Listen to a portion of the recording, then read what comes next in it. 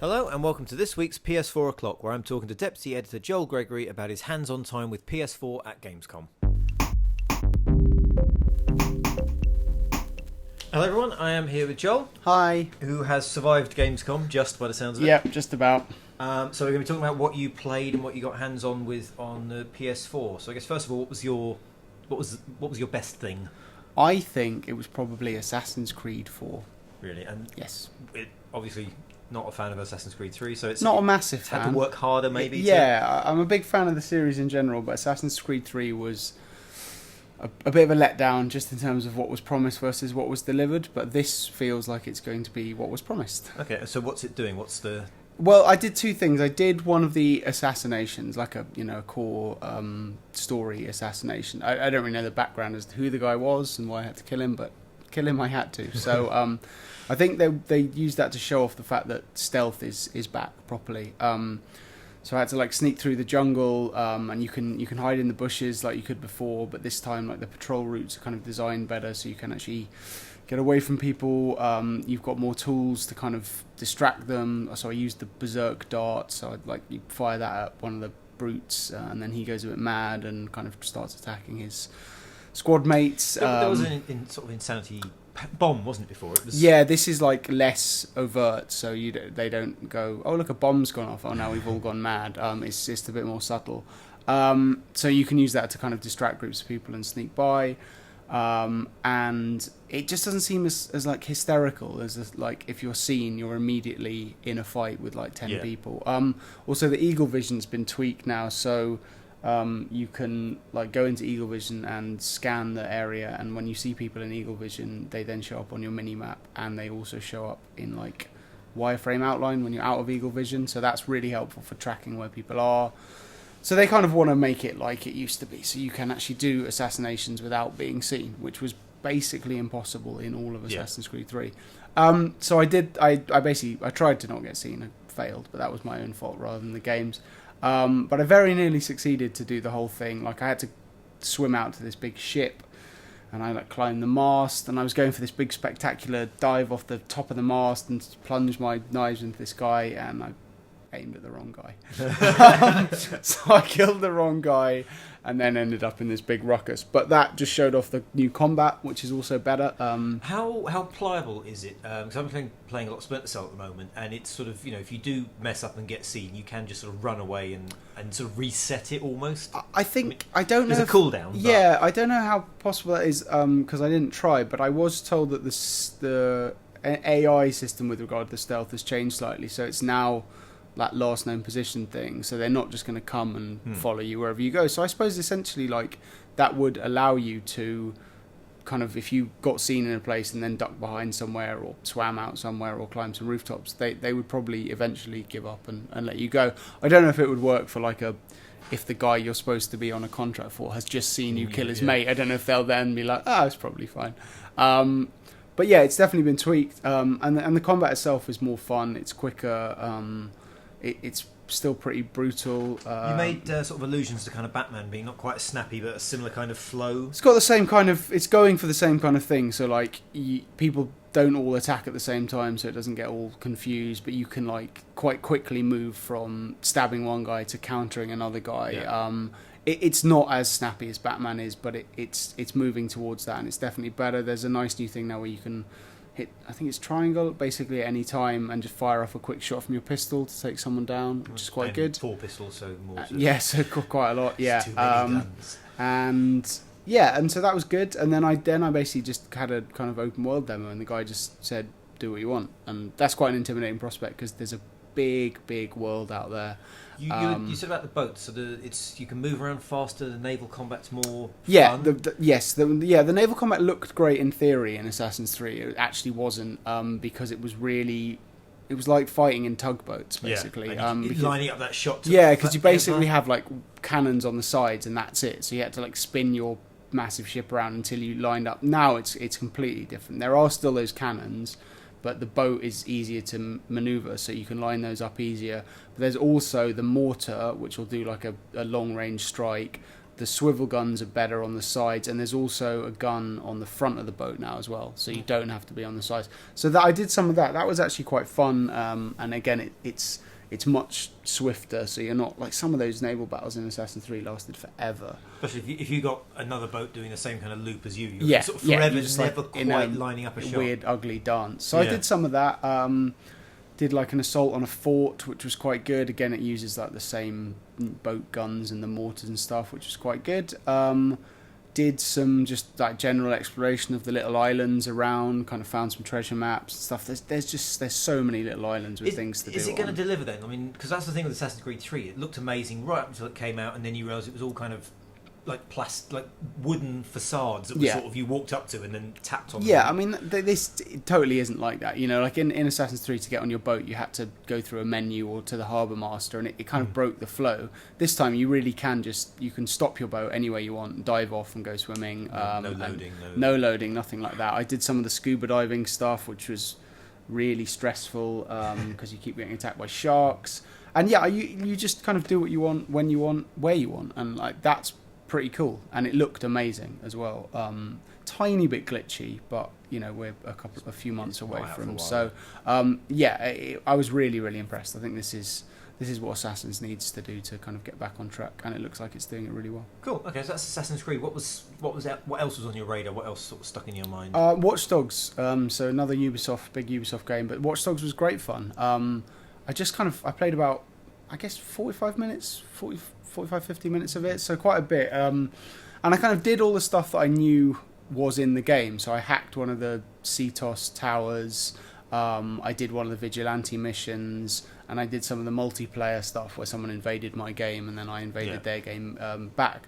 But it just felt really enjoyable. Like the time flew by just because I was having so much fun kind of pissing about with the world. Like I got into a hysterically long police chase simply because I pressed the wrong button and took my gun out by accident. You said about this, yeah. And someone phoned it in.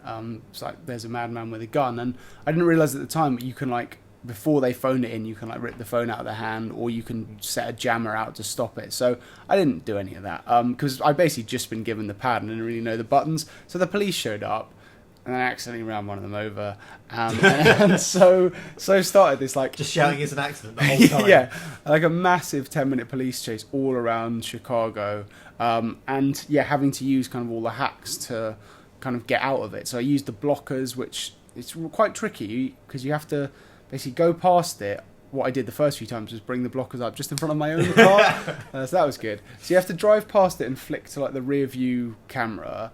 And then there's also like a bullet time thing. So I think how are you locking on? How are you sort of? Yeah, so like with that, you look behind you and then you click the bullet time and then you activate it. And it takes a couple of tries to get used to it. But once you do it, it's really satisfying. And then there's like all the traffic light stuff, so you can cause pile-ups.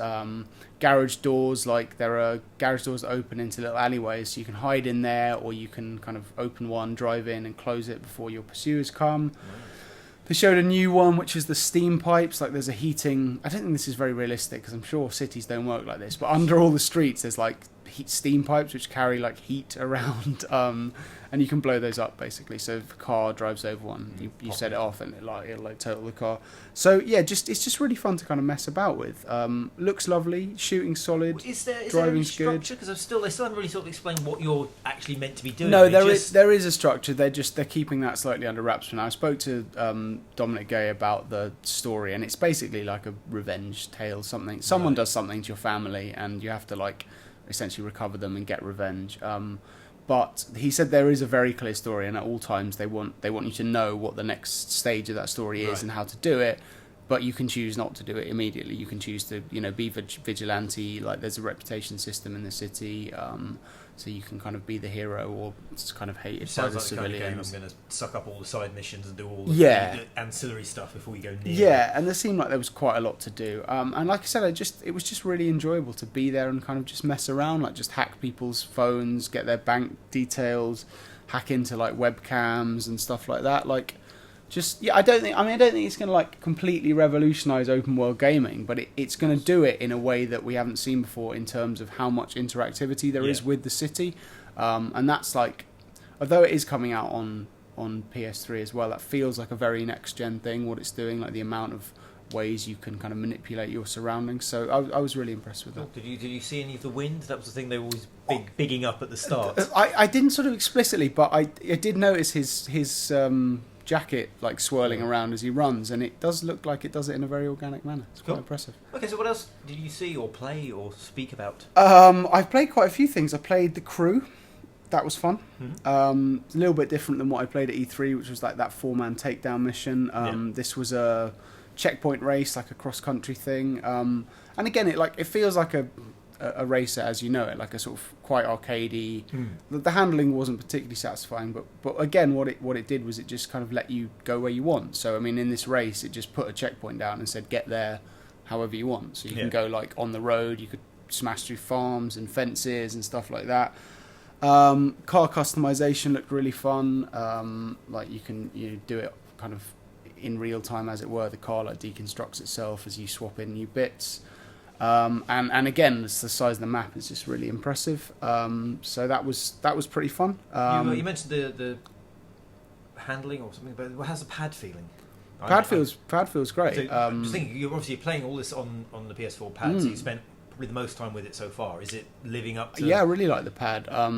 Quite a few of the developers there were saying, like, basically now that the triggers aren't broken, we're using the triggers for stuff. And it's kind of true, like, I think that's why I got into the police chase in Watch Dogs, was that I tried to use L1 and R1 to do the gun, and obviously now it's on the back, the rear triggers, because they are proper triggers now. Yeah, pad feels great. Like, it's... The thumbsticks are definitely easier to control and definitely more responsive. Use the swipey touchpad for various things. Like in Watch Dogs, you tap it to bring up the map, and also there's a smartphone interface, and you can run your finger across the touchpad like you would on your phone to like move the screens and tap on the little tiles and stuff like that. And it scales up well, because obviously you think that touchpad is what, the size of a matchbox, and you've got to be able to move all over the TV sort of. Yeah, it doesn't. You never really think about it. I guess it just. Yeah, I suppose they've done a good job in mapping it, like in terms of whatever the scale is for such a small touchpad, as far as I understand it. And I didn't actually play Infamous, but I saw them using it live in an Infamous demo, and those guys are using it for loads of stuff in Infamous. There's like takedowns, the fingerprint scanner thing I thought was really cool. Like when Delson goes to a checkpoint, you put your finger on the touchpad like, as he puts his hand on the scanner. It's just like a nice little touch. And I noticed as well, the thing you sort of weren't necessarily too pleased about was holding up the box to punch it, and you actually do that. Now you actually, so that's a little bit better, I suppose. And also the other thing which did happen to me a couple of times was noise would come out the speaker, and if you're not expecting that, it's quite scary. But it's actually a really nice touch. That I love that. I really want to see horror games and scary things. and for things like like a sort of Bioshock game, we've got audio diaries and stuff like that. It's going to be really, really good for that. Yeah, pad's great. Really impressed with that.